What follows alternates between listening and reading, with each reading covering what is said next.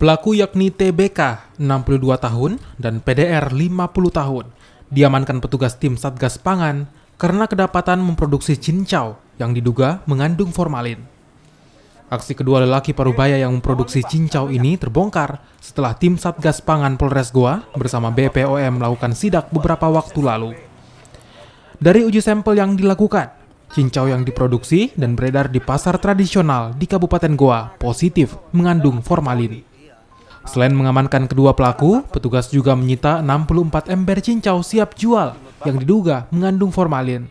Atas perbuatannya, kedua pelaku dijerat Undang-Undang tentang Pangan dengan ancaman 5 tahun penjara. Saat personil melakukan operasi, Satgas Pangan ini operasi di Pasar Minasa Maupa, di mana pada saat itu petugas menemukan kendaraan tersebut mengangkut barang bukti yang seperti kita ketahui bersama, ada 64. Bukan kaleng, tapi dia bentuk ember besi.